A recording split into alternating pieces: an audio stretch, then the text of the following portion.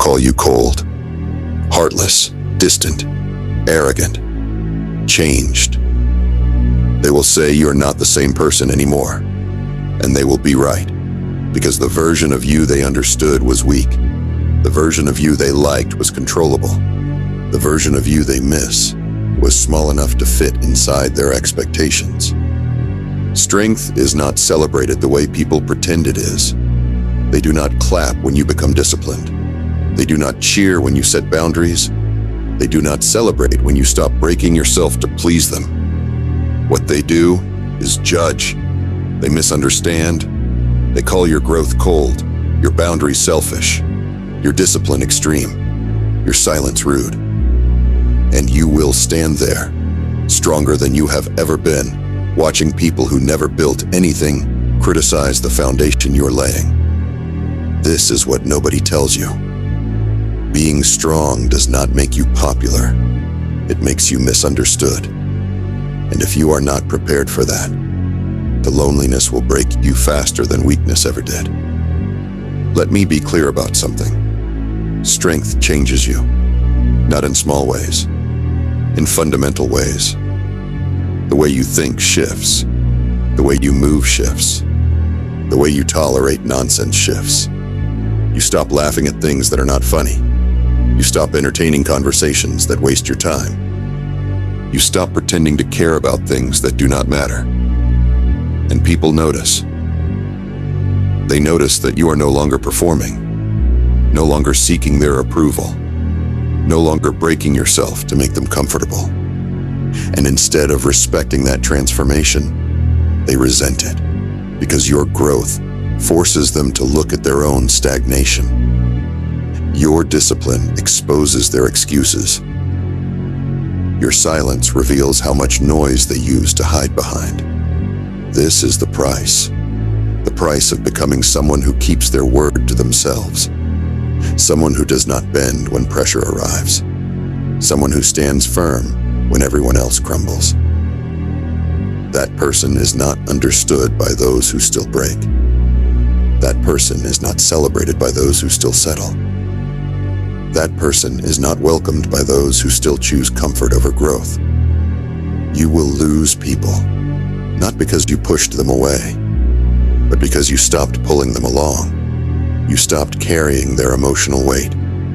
You stopped being their therapist, their punching bag, their distraction. You became focused. And focus looks like coldness to those who are scattered. Discipline looks like obsession to those who are lazy. Boundaries look like cruelty to those who are used to access. Nobody prepared you for this. Nobody told you that the moment you start building yourself, the people around you will start tearing down your character. They will not attack your actions. They will attack your intentions. They will say you think you're better than them. That success changed you, that you forgot where you came from.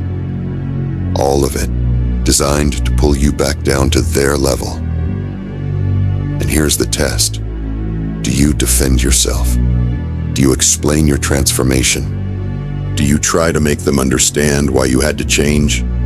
Or do you accept that being misunderstood is part of being strong?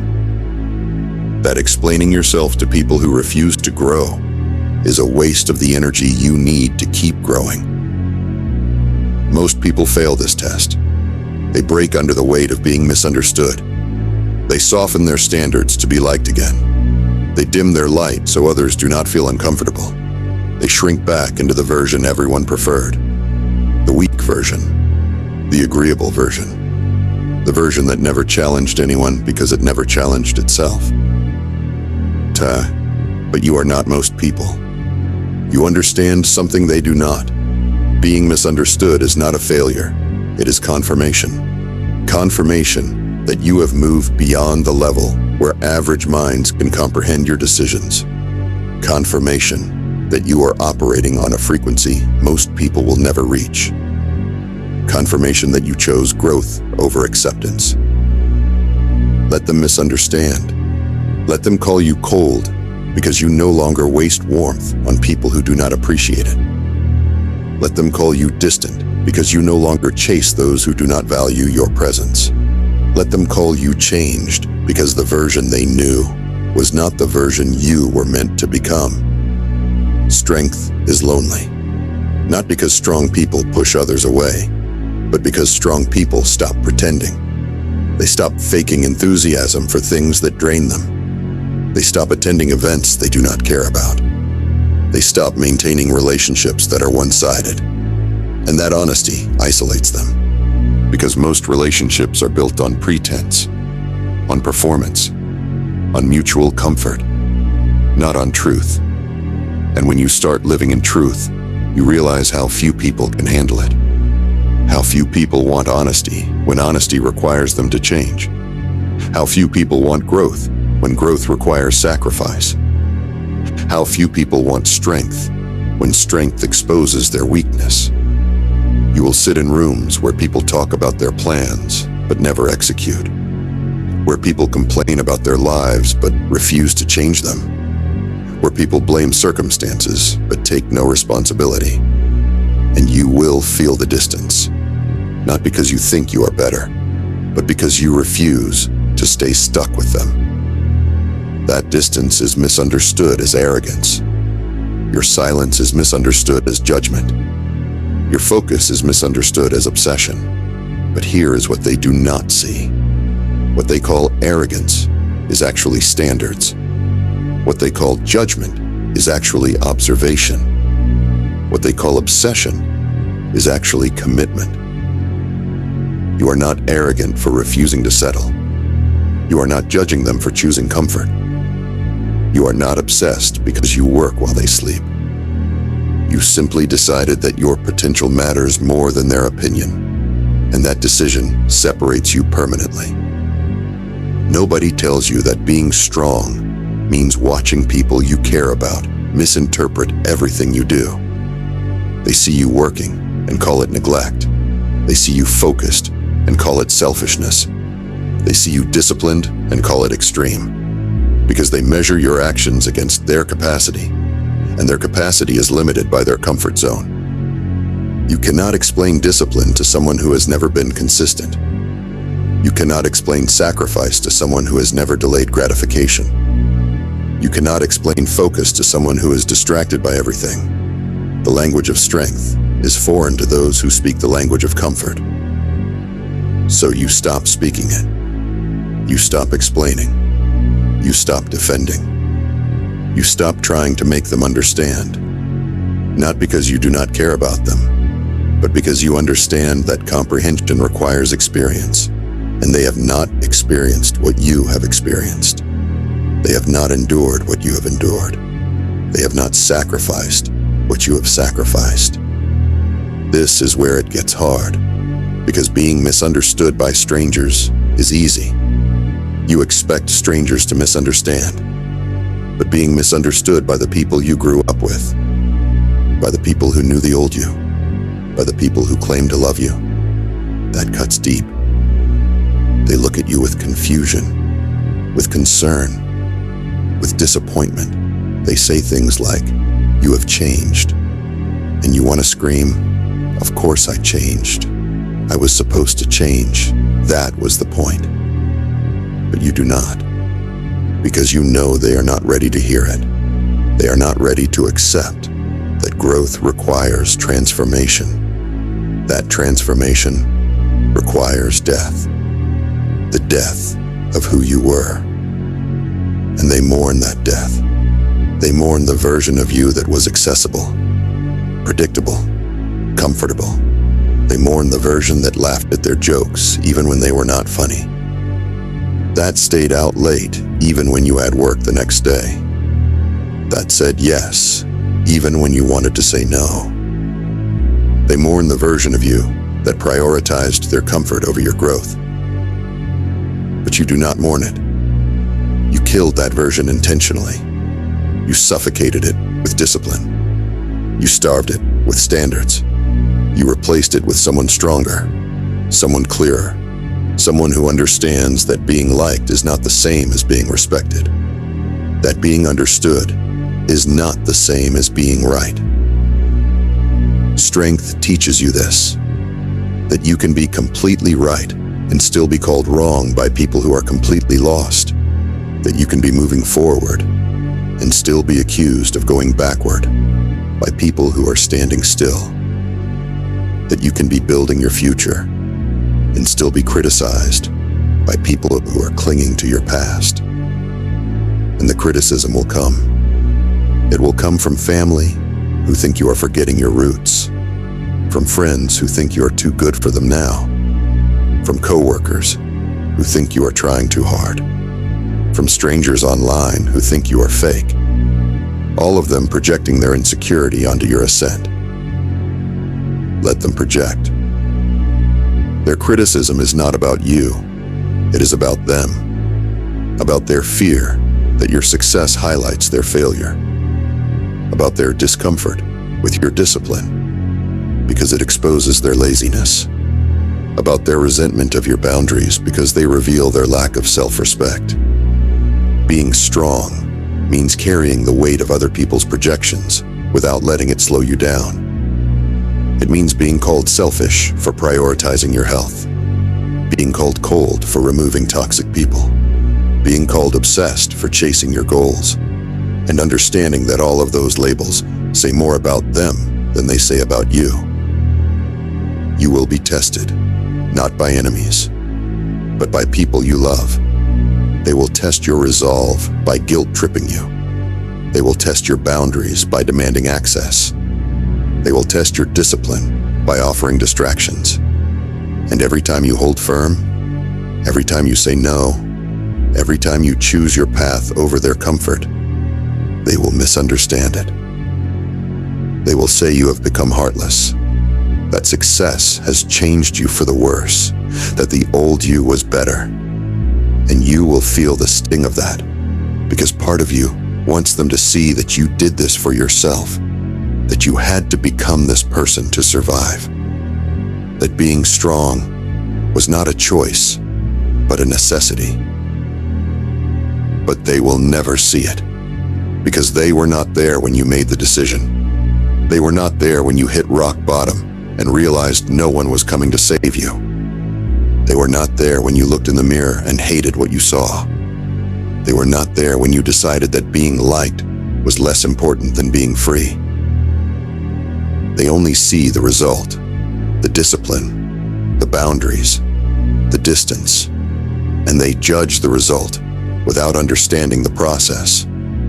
They see the armor without knowing about the wounds it is protecting. They see the coldness without knowing about the fire that almost consumed you. This is what being strong costs. It costs you the comfort of being understood. It costs you the luxury of fitting in. It costs you relationships with people who cannot grow at your pace. And those costs are real. They hurt. They create moments of doubt where you wonder if you made the right choice. But then you remember. You remember what it felt like to be weak, to be controlled, to be walked on, to be taken for granted. You remember what it felt like to break yourself, trying to please people who were never satisfied. You remember what it felt like to live for everyone else's approval, while your own potential rotted. And you realize that being misunderstood is a small price to pay for being free. That being called cold is better than being used. That being called distant is better than being drained. That being called changed is better than staying stuck. Strength is not about being liked. It is about being whole. And wholeness requires boundaries, requires saying no, requires disappointing people who expect you to keep breaking yourself for their benefit, requires walking away from relationships that only worked when you were weak. Nobody tells you this before you start. They sell you the fantasy version of strength, the version where everyone respects you, where your transformation inspires others, where people celebrate your growth. But reality is different. Reality is messier. Reality is lonelier. In reality, Strength isolates you.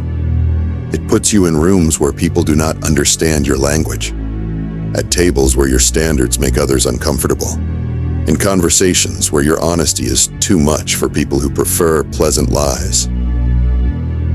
And you adapt. You learn to be comfortable in that isolation.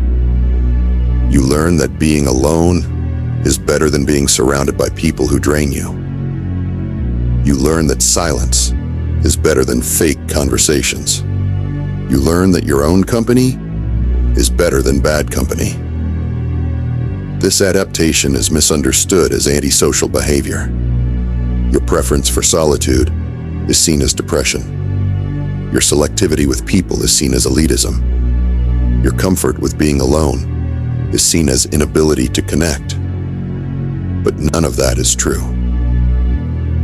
You can connect. You simply choose not to connect with everyone. You are not antisocial. You are selectively social. You are not depressed. You are at peace. A peace that comes from no longer forcing yourself into spaces where you do not belong. Being strong means knowing where you belong, and more importantly, knowing where you do not belong. You do not belong in conversations about gossip. You do not belong in relationships built on convenience. You do not belong in environments that require you to be smaller than you are. And when you remove yourself from those spaces, people misunderstand. They think you are too good for them, that you judge them, that you look down on them. But the truth is simpler. You just outgrew the space. And staying in a space you have outgrown is not loyalty. It is self-betrayal. Strength teaches you this. That loyalty to yourself comes before loyalty to anyone else. That you cannot pour from an empty cup. That you cannot save people who do not want to be saved. That you cannot make people understand growth who refuse to grow. So you stop trying. You stop explaining your boundaries to people who keep crossing them. You stop justifying your standards to people who have none. You stop defending your discipline to people who celebrate mediocrity. You let your life speak for itself. And your life speaks clearly. It speaks through results, through consistency, through transformation, through the gap between where you were and where you are now. That gap is your evidence. That gap is your proof. That gap is your answer to everyone who doubted you. But even with all that evidence, they will still misunderstand. Because misunderstanding you is easier than admitting they were wrong about you. Misunderstanding you is easier than confronting their own lack of progress. Misunderstanding you is easier than accepting that you have become someone they can no longer reach. Let them misunderstand. Let them create stories about who you are. Let them believe you changed for the worse. Because the truth is, you did not change for them. You changed for you. And that is the only change that matters. Being strong means accepting that the people who matter will understand without explanation. And the people who do not understand were never meant to walk with you anyway. It means accepting that your circle will shrink, that your tolerance will decrease, that your standards will eliminate most people. And that is okay, because you are not building a popularity contest. You are building a life that reflects your values, your discipline, your vision. And that life does not need to be understood by everyone. It just needs to be lived by you. This is the final lesson, the one nobody tells you. Being strong means being misunderstood, and being misunderstood means you are doing it right. Because if everyone understood your moves would not be revolutionary. If everyone approved of your path would not be challenging. If everyone celebrated your growth your growth would not be real. Real growth alienates. Real discipline intimidates. Real strength separates. And all of that is necessary. Because you cannot rise to your potential while carrying people who are comfortable with your past. You cannot transform while maintaining relationships that require you to stay the same.